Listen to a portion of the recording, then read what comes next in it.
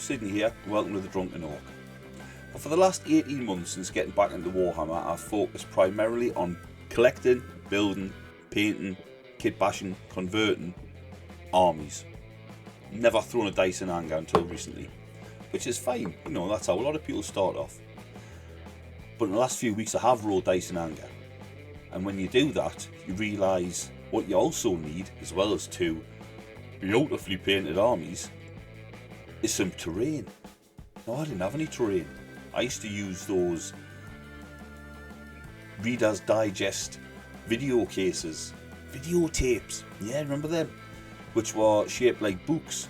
Used to pile of them, maybe some game cases or CDs or boxes or stuff like that, a book or two. It's all a little bit low key, to be fair. But you put the effort into your army, you want your battle board to look nice as well, not just a stack of old bric-a-brac on a carpet. Although there's nothing wrong with that, and that's still a valid way to play. So I decided to collect some terrain. Now, I looked at the GW stuff first of all, seemed a good place to start, and then I looked somewhere else, because I had not made any money.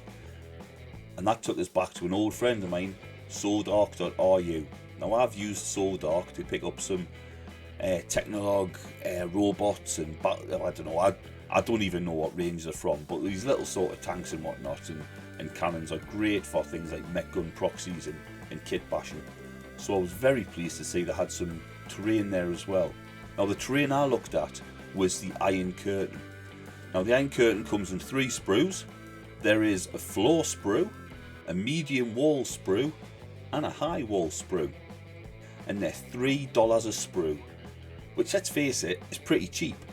You do have to pay $10 postage, at least to the UK. It's coming from Russia, but I'm sure it's going to be around about that no matter where in the world you're going to. And they don't seem shy about shipping to the rest of the world, so that's pretty good. Now, I went for the Iron Curtain set, which is 5 sprues, 1 floor, 2 of the medium walls and 2 of the high walls. I actually bought 3 of the sets, and I was able to put together 4 L-shaped sections. Now, these sections, I just built them haphazardly. They do provide you with some instructions on the site, which you can either use to get an idea or copy, you know, slavishly to exactly the letter of their law. But let's be honest, it's a very modular kit. You get the wall sections, you get the floor sections, you get support pillars that go between them. You put it together any way you want. You can make full enclosed buildings, you can make L sections as I did. You could build towers as tall as you like, only limited by the number of kits you get. It does clip together quite easily with like a hook and hole type system, but to be honest with you, I glued mine because I wanted them a little bit more secure. Some of the pieces can be a little bit loosely fitting, especially the gribblies that you put on the outside. Bits tend to drop off a bit when you're handling it. So although it's nice to be able to build a terrain individually for each battle and choose exactly what you want, it's not, I don't think it's the best idea. Personally, I prefer just to build it, that'll do. And like I say, for $3 a sprue, if I want more, I'll get more. Now, after I built the 4 L sections, I did have some bits left over. Not a lot, but the bits I did have left over, I thought, right, I'll put together a quick speed build exercise to show you, just winging it, how easy it is to put together. So there's the bits I've got. So as you can see, it clips together pretty easily. I glued all my bits together, although this isn't glued yet. And after I'd built the tower, I had a big hole in the top. That's really good. So I built a small little crow's nest bit, which sticks on the top and just gives you somewhere to put a sniper. Looking good so far. You get lots of door sections with this, to be fair, so you know, try and spread them out a bit.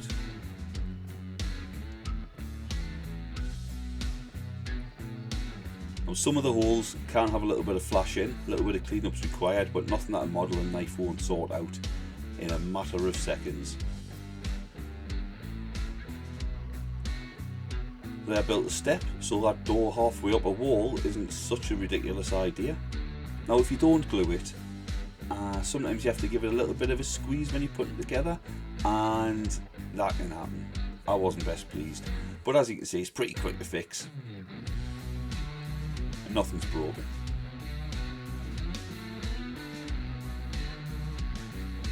And there you go, step 1 complete. That's a basic shape.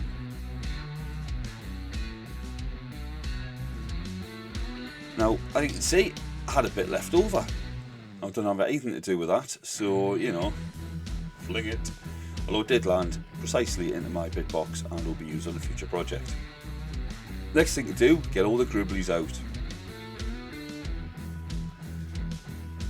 Now this has got the diagonal pieces as well as a lot of ruined sections, so you literally just stick these on wherever you want and just sort of make it a bit more interesting. Break up the main shape, the boxy shape. There's lots of little pipes and ledges and things you can stick on the outside. I didn't put all the ledges on because quite frankly I find it difficult to keep them to stick unless you're using glue. But there you go. Door on either side. Door coming out the tower. Oh, there's a bit come off. Stick that back on. Like I say, if you glue these on it's fine, but they do tend to come off quite easily when you're manhandling it, especially when you've got hands like cow's tits like me. And then there's a big airlock type door at the end there.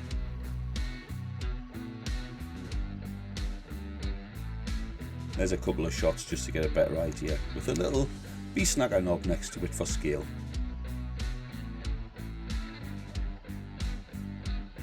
The top of that tower was giving off a little bit of I think it's giving off Sauron vibes. Totally unintentional.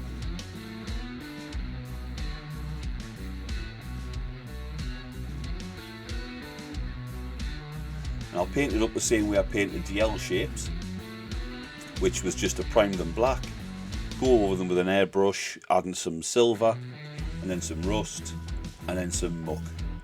And just putting the sandy colour on the bottom just where the muck's kicked up. As you can see, you can array them like in, well, you can array them any way you want, but here they are just forming a ruin. And a special mention to the craters in the middle, which were from Puppets War, the resin, and I believe they were only €7 for all three. About 5 inches across, pretty cool. So there you go, pocket friendly modular terrain, courtesy of Soul Dark. I say courtesy of Soul Dark, that's where I bought it from. I don't know if they make it. You don't get a lot of paperwork with it, to be fair. I don't know if that's just something to do with it coming from Russia or the website or what, I don't know. But that's where you get it from. And like I say, bargain. I hope you get some use out of it. And I'll stick the links for the websites in the description below. Thanks very much for watching. Don't forget to hit like and subscribe. And give a bell a little tickle. And until next time, take care.